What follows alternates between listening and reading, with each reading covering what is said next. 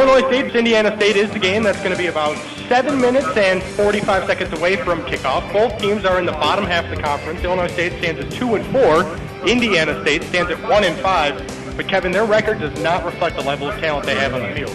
And Nick Ossaker runs up and he kicks the ball, and we are underway. Winkler, he takes the snap. He's going to hand it off right up the middle again, and Koppers waltzes in, and that's a Redbird touchdown, Marshawn Koppers. And a nice end to that drive for the Redbirds, scoring on the opening drive there with a nice 1-yard run by Marshawn Koppers. Excellent way to start the opening drive for Illinois State's offense after the defense got a big stop for Indiana State.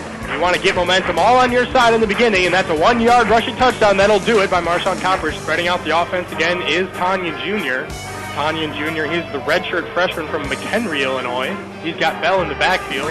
He takes a snap. He looks towards Bell on the screen. Bell can't get his hands on the ball. That'll be incomplete, and that'll be another Redbird stop, and the special teams unit will come back onto the field. Winkler again sends Dudley in motion. He's going to hand it off. Dudley makes a nice move. 2 nice moves. He finds the hole up the middle. He's got it across half field. He's got it to the 40.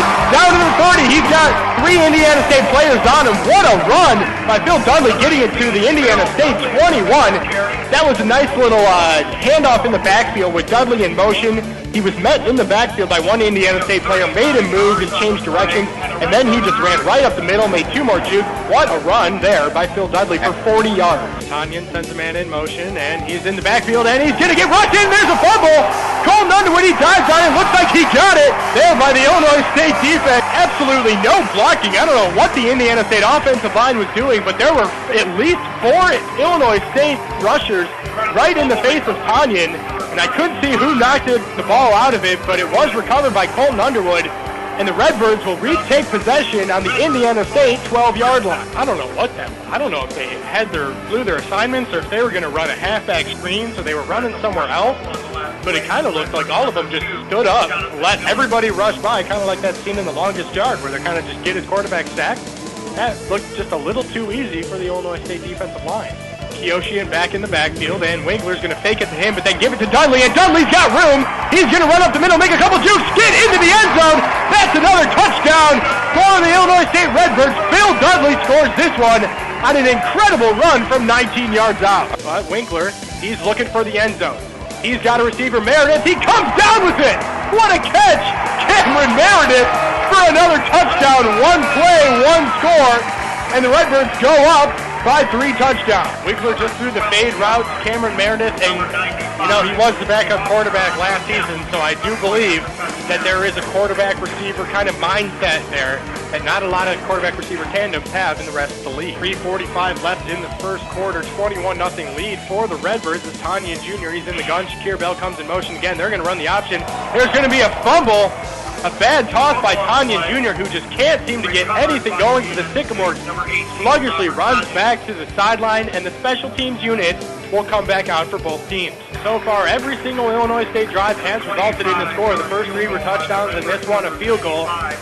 With 52 seconds left in the first quarter, I don't think anybody in the stadium saw this coming. An offense lacking to produce. Well, not so much today. They already have 24 points up on the board. And when Kioshian's in the backfield and everybody's on the line, it is fairly obvious what they will do here.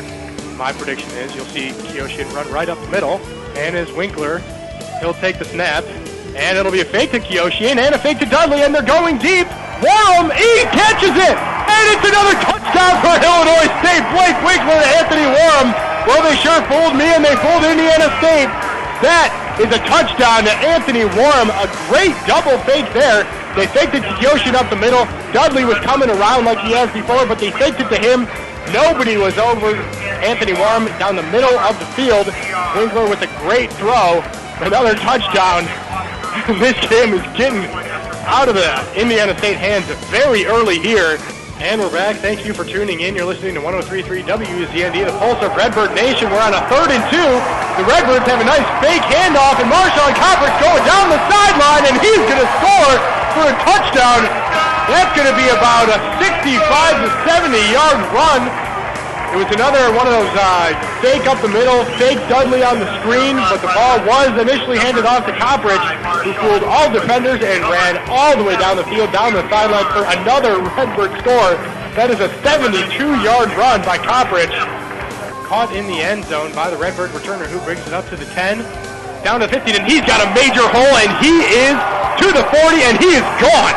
That's number 27, Josh Birch. He's still running down to the 20, to the 10, completely untouched. 100% momentum going into the half, and 100% momentum regained again by the Illinois State Redbirds.